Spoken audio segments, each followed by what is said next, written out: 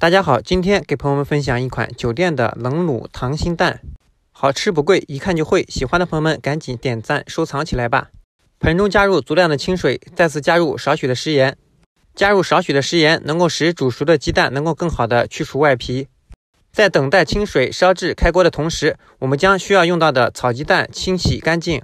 加入食盐的清水烧至开锅后，我们把火关掉，然后下入清洗干净的草鸡蛋。之所以用草鸡蛋来进行制作，因为成熟后的草鸡蛋颜色会非常的黄亮。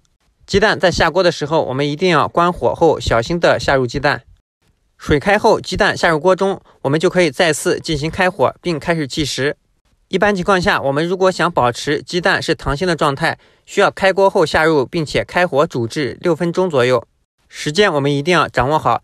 一般情况下，开锅后下入，再次开火煮至5分半到6分钟，然后迅速的捞出，放入冷水中进行冰镇过凉。迅速的放入冷水中进行冰镇过凉，能够有效的保持鸡蛋的溏心状态。如果煮至成熟后的鸡蛋没有及时过凉的话，那么鸡蛋的余热就会把鸡蛋的溏心状态给予破坏。所以我们在煮制溏心蛋的时候，煮制完成后的鸡蛋一定要及时的冷却，并彻底的凉透后再进行剥壳。鸡蛋用冷水完全的冰镇过凉后，我们就可以把鸡蛋的外壳去除，然后放入碗中备用。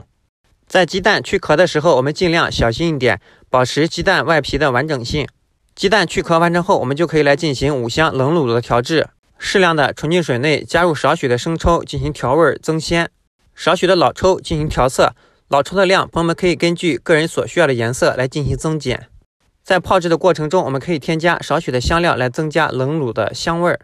香料我们添加1颗八角、1小块桂皮、10来粒的花椒和2片香叶、2颗干辣椒就可以了。一般情况下，我们在调制冷水卤的情况下，加了生抽后的冷卤味道已经足够了，所以不需要再添加食盐等其他的调料了。朋友们也可以根据个人的实际操作情况，适量的再进行添加。在这道菜制作的过程中，冷水卤我们可以提前的进行调制，并等到完全冷却后，再次把鸡蛋放入其中。朋友们在调制的过程中，可以将调制完成的冷水卤放入保鲜冰箱进行冷藏，将鸡蛋倒入5香冷卤中进行浸泡4个小时以上，我们的这道美味的冷卤溏心蛋就制作完成了。朋友们在制作的过程中一定要注意鸡蛋煮制的时间一定要掌握好，同时我们鸡蛋煮制完成后一定要及时的过凉冷却。关注小雨哥，做菜简单没烦恼。